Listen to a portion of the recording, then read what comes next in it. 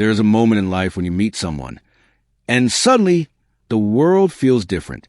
Not louder, not brighter, but deeper.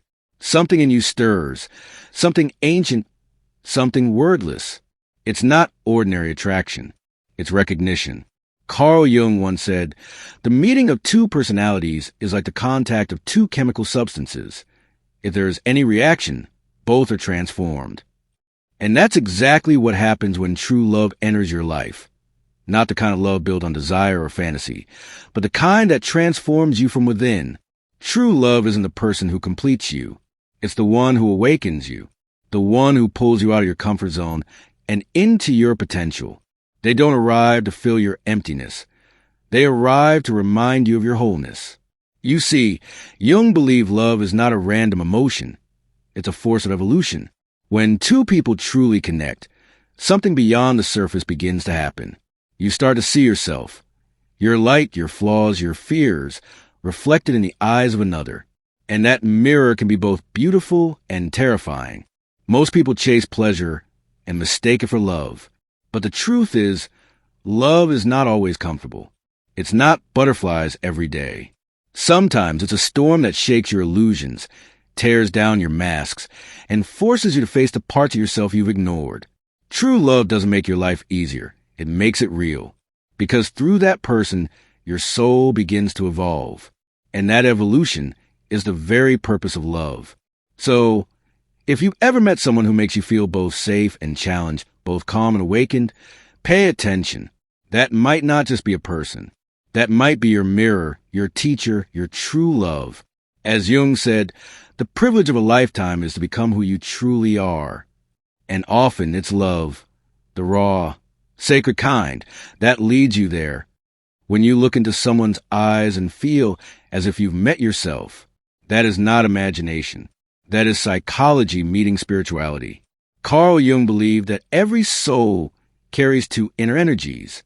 The anima, the feminine energy within a man, and the animus, the masculine energy within a woman.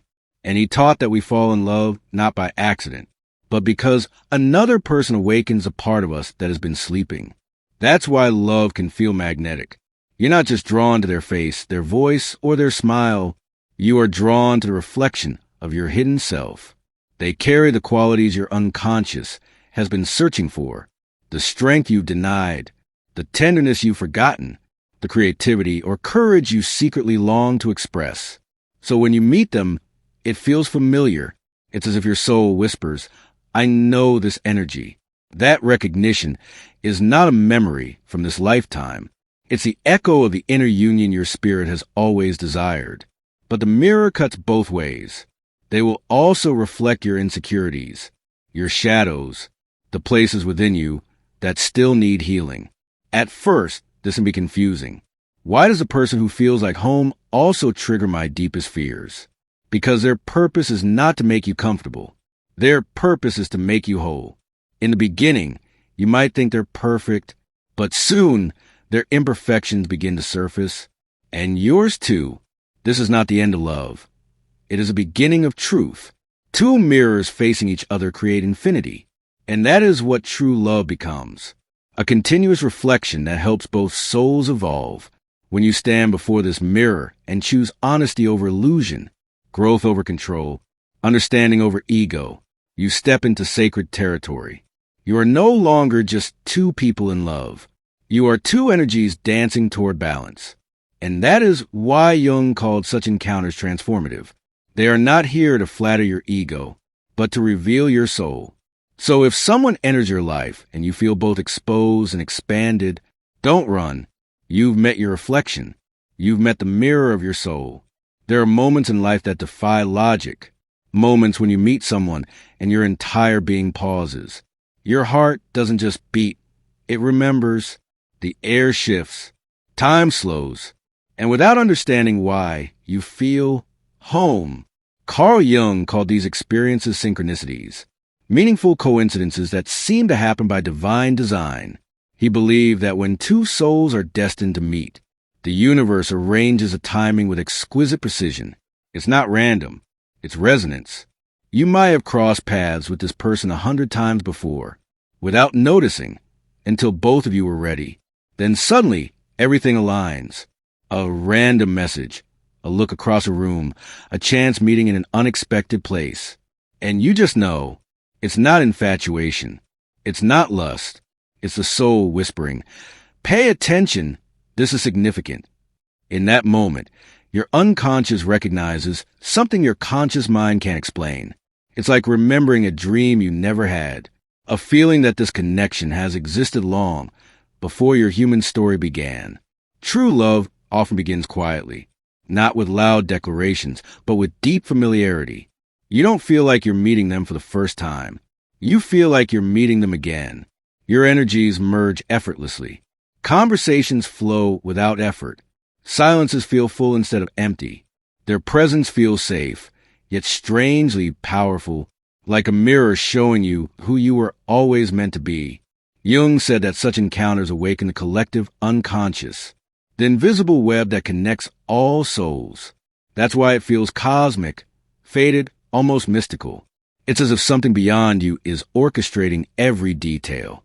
You start noticing signs, the same numbers, songs, or symbols repeating, dreams of them before you met, little nudges from the universe saying, "You're on the right path." But remember, this recognition is not just romantic, it's spiritual. It's the start of a transformation that will change you both forever.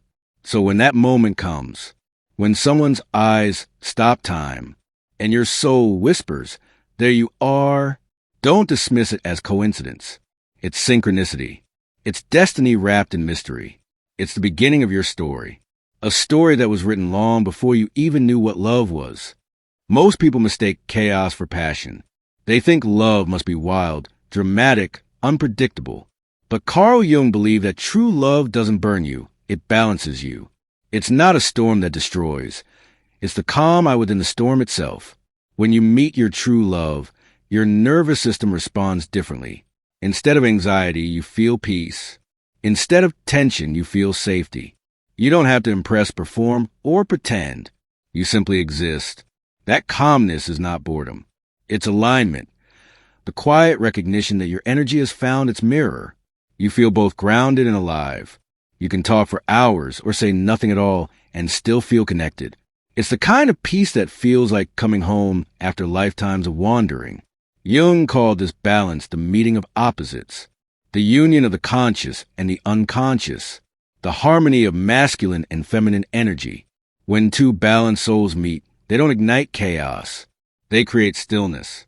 And in that stillness, love becomes something divine. So if your heart feels calm with someone, if their presence silences a noise inside you, don't mistake that for a lack of spark. That peace is a spark, the rarest and truest kind.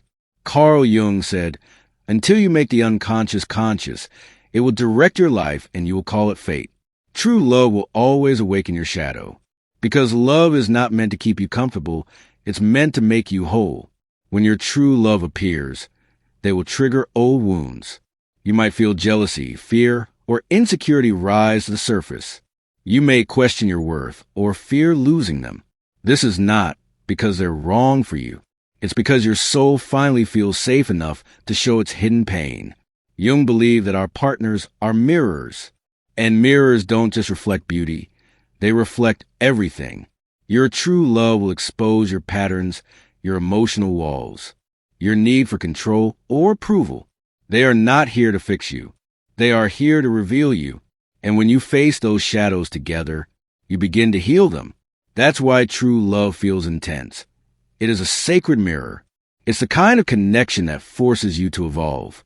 The question isn't, do they make me happy? It's, do they make me conscious? Because real love doesn't numb you. It wakes you up. With your true love, you don't shrink, you expand. They don't limit your world. They open it. They inspire you to grow, to create, to step beyond your fears. In toxic love, you feel small, anxious, uncertain. But in true love, you feel courageous, free, inspired. Their energy lifts you. You begin to dream bigger, speak truer, live fuller. This is what Jung called the process of individuation, the journey toward becoming your most authentic self. When you meet your true love, you don't lose yourself. You finally find yourself. They don't demand that you change. They make you want to evolve. Their belief in you feels like sunlight on a seed buried too long in darkness. Suddenly you grow, and that growth, that expansion, is one of the clearest signs that you've met the right soul, because true love never traps you. It frees you. Emotional safety is not talked about enough. But Jung understood that real intimacy begins when the mask falls. When you meet your true love, you feel safe enough to be your unfiltered self. You can cry without shame, laugh without restraint, and speak your truth without fear of rejection. You no longer perform to be loved. You are loved because you are you. This safety comes from emotional resonance. It's when two souls recognize each other's pain and promise, silently, I will not harm your heart. In this safety, you heal. You rediscover innocence. You start to trust again. True love is not about constant excitement. It's about emotional peace, the kind that allows your nervous system to rest, your voice to soften, and your walls to finally fall. That is when love becomes sacred, because when the soul feels safe, it begins to bloom. True love never arrives quietly. The universe whispers first. A song plays at the right moment. A dream repeats. A number follows you everywhere. Carl Jung called these synchronicities, meaningful coincidences that connect the inner and outer worlds. When your true love is near, reality begins to shimmer with meaning. Little signs appear, not to prove magic, but to remind you that life itself is conscious. The more aware you become, the more you notice the pattern, how everything seems to guide you toward this person. These signs are not superstition. They're the language of the unconscious. Jung believed that when two souls are aligned, the universe conspires to bring them together. So trust the symbols that repeat. They're the fingerprints of fate, subtle proof that love is a sacred design, not a random event. Your true love doesn't love your achievements or your image.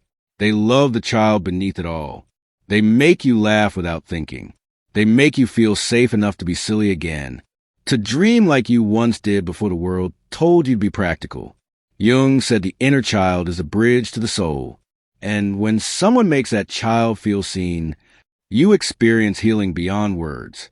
You no longer need to hide your softness or your sensitivity. Your vulnerability becomes your beauty. That's how you know it's real, because love that sees your inner child is love that touches eternity. Sometimes love feels human. Other times, it feels cosmic. You think of them and they call. You dream of them and wake with their name in your heart. You sense their emotions even in silence. This is not imagination. It's energy. Jung believed that true connection merges two unconscious fields. When two souls align deeply, they begin to communicate in ways beyond language. That's why true love often feels telepathic. It's not your mind. It's your essence recognizing itself in another. This is a sacred bond, a spiritual current that hums beneath everyday life. It's rare, it's powerful, and it changes everything. The ego wants to win. The soul wants to connect. When you meet your true love, your ego begins to soften. You stop competing, defending, or pretending. You start listening, surrendering, understanding. Jung said that love and ego cannot occupy the same space. Real intimacy begins where pride ends. True love humbles you, not by breaking you, but by showing you what really matters. Presence, honesty, compassion. You don't love to control. You love to merge. You don't seek to be right. You seek to be real. True love isn't two as becoming one. It's two wholes walking together toward expansion. You grow side by side. You learn from each other's strengths and respect each other's differences. Jung called this the partnership of individuation. You each walk your own path, but your paths run parallel, aligned in purpose, not dependent in identity. This love doesn't chain you. It empowers you. It celebrates growth, even when it's uncomfortable. Because true love isn't about possession. It's about evolution. Every real relationship faces darkness. There are moments of doubt, fear, and conflict. But true love doesn't run from the darkness. It brings light into it. Jung said, "One does not become enlightened by imagining figures of light, but by making the darkness conscious." That's what real couples do. They don't hide from their pain. They heal it together. They see triggers as teachers. They face shadows as partners. And in that process, they forge a bond stronger than comfort, the bond of consciousness. Sometimes love feels like fate. You meet at the wrong time, yet somehow it's the perfect time. You drift apart and life brings you back. Jung said destiny is how the psyche communicates with us. When something feels meant, it usually is, not in a fairy tale way, but in a deeply psychological one. True love moves through cycles of distance and return, teaching surrender, patience, and trust. No matter how much time passes, you sense that invisible thread pulling you back together. That's not illusion, it's the timelessness of the soul. When you meet your true love, something inside you balances. Your masculine learns to soften. Your feminine learns to trust. Jung taught that love is the meeting of inner opposites. When two souls unite, each helps the other become whole. This doesn't mean gender roles. It means energetic harmony. Strength and tenderness, logic and intuition, discipline and surrender, all merge. That's the alchemy of love. It's not dominance or submission. It's balance. True love doesn't always need words. Sometimes silence says everything. You sit together, and the air itself feels full. There's no need to fill the space, because the space is sacred. Jung said the soul communicates through symbols, not sentences. In silence, you feel connected beyond thought. That's not emptiness. That's depth. Love that is real is comfortable in stillness. It doesn't demand noise. It rests in knowing. Jung believed love is the greatest force of transformation, not because it saves you, but because it mirrors you. Your true love helps you confront pain you once avoided, not by fixing you, but by standing beside you while you fix yourself. Their love becomes medicine. It softens your heart, heals your wounds, and reminds you of your worth. You begin to realize the purpose of love was never to complete you, but to awaken you. Sometimes true love must let go, not because it failed, but because it served its purpose. Jung wrote, "There is no coming to consciousness without pain. Separation can be sacred. It teaches surrender, acceptance, and self-trust. Some souls come to awaken you, not to stay forever. Their absence still transforms you, because the love that's real never leaves. It becomes part of who you are, after love and loss. You are not the same person. You are wiser, softer, clearer. Through love, you discover your strength. Through heartbreak, your purpose. This is what Jung called rebirth, the moment when the old self dissolves and the true self rises. Your true love may have changed your life, but the ultimate awakening is realizing you were the one you were waiting for. In the end, the truest sign of real love is not passion or perfection. It's peace. You no longer crave, chase, or fear. You simply know. You found alignment, not dependency. Wholeness, not obsession. Jung said, the privilege of a lifetime is to become who you truly are.